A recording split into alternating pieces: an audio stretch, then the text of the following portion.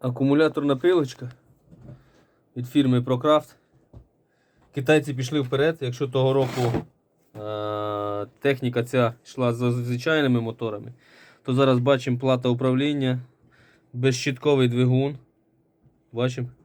Але ніщо не піде проти